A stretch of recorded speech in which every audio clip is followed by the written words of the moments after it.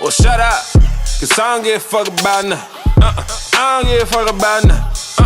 I don't give a fuck about nothing. I don't give a fuck, so shut up, cause I don't give a fuck about nothing. Hey, what's up, world? It's your girl Brittany, and today I have somebody that's very special. And you know, I gotta respect this conglomerate, J-Doe. What's going on?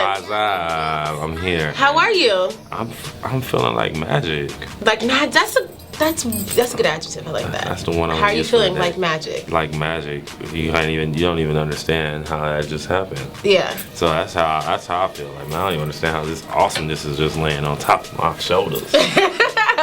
So tell me a little bit about your awesomeness, because you have a couple singles out that are on the net. On the web. One with your homie and your mentor, Busta Rhymes. Yeah. And you have another one where you don't give a fuck about anything. Nothing. So tell me about it. So, the one with Busta and I is called, They Don't Really Know. Well, that's the most recent one. We got a bunch of them, but They Don't Really Know was just a little bit of a cover that we did for over like an Outkast beat that they didn't, and that was only okay with us to do something over Outkast beat because they didn't rap on it. Yeah. They just did like poetry and was talking over it, and it was just a vibe. So we were the first to rap on it that we know of. You know what I mean? So that's what Busta and I did, and that was for a mixtape that was out early this year, but we just released a video to it, so it kind of resurfaced a little bit. But, yeah. Then my single, I Don't Give a Fuck About Nothing, one word. That is that's my stepping out into my individualism in this business now. So let's see, this is how I explain it. Yeah. So this is where it comes from. The I Don't Give a Fuck About Nothing, I did that record almost 2 years ago. The place that I was in when I did the record was, you know, I was a songwriter before my artistry popped off. I was always an artist, but my songwriting worked before artistry. And it got to a place where nobody, you know, wanted to pay for it. They just wanted you to do favors. Everything for free. Everything was just like, I'm gonna look out for you when you just do this for me, type of shit. And that was cool, and people would look out for me. But it got to a point to where my landlord wasn't looking out for me. So like, you know, my Cardo wasn't looking out. Nah, you know, it came to a point where it had to be a payment. So that's why I say I don't give a fuck about nothing. Nigga, where the money? Okay, so a lot of people don't know that you have been in this business for a minute. A minute, yo. A minute. Yeah. You've written songs for Tyrese. Yeah. 7th Streeter, right? Don't you have a new joint on Jamie Foxx's new album too, right? 3 songs on Jamie Foxx's new album. Let me find out. Are you like an R&B singer on the low? On the Can weekends. You sing? Can I hear you sing right now? Let the explanation come out. Okay. I would never consider myself a singer, or I wouldn't even say, oh yeah, I can sing, because I have friends. Tank is a friend of mine. He can sing.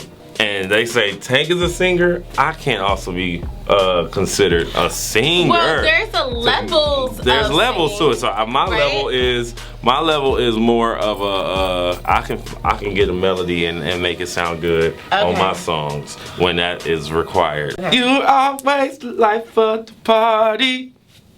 Hey. You are always the life. When you gonna give your life to somebody.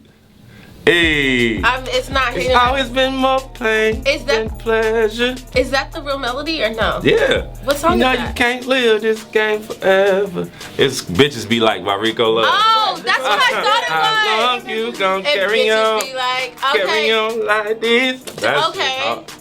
All right.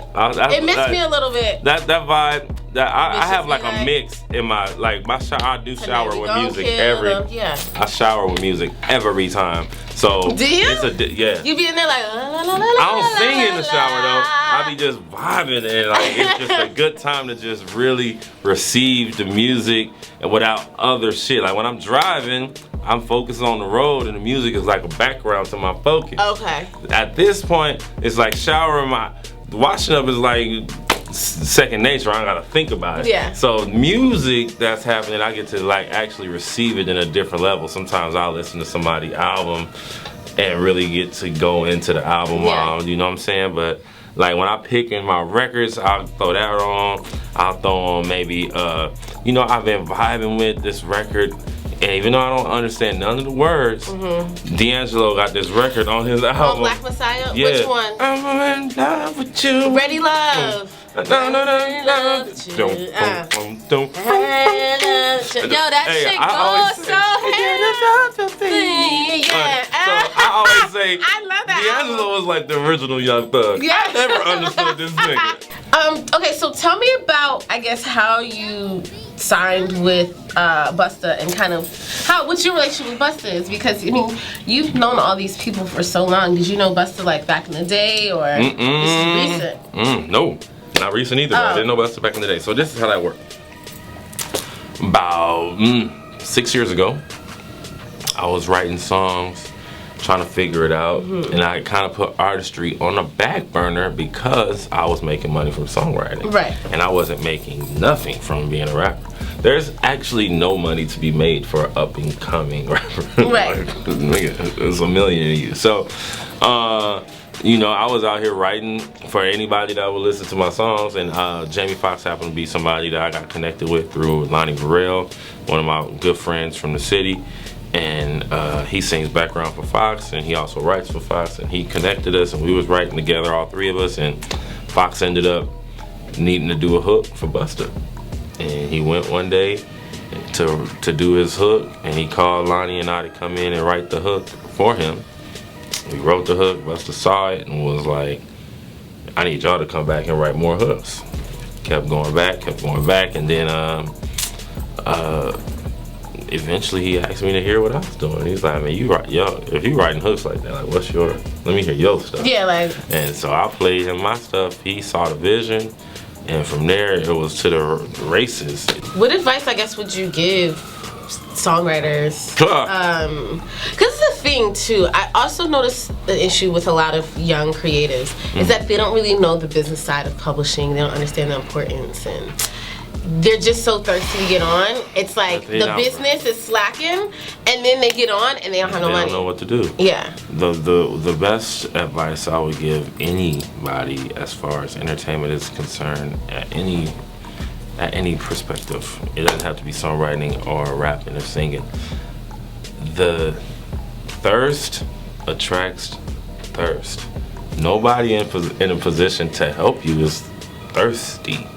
So what you're doing, you know, however you grind, that's cool. Yeah. That's great, and I don't knock anybody's grind, but what I would say is, if you truly believe in your opportunity, like I did, like when I would go in the rooms with all of these people, like I would work with Tyrese didn't know I was a rapper until I was signed already, because our conversations never warranted me to say, oh, you know, I also rap, and I got this, and I do that, and I do right. I came to do what I was there for. You know what I mean?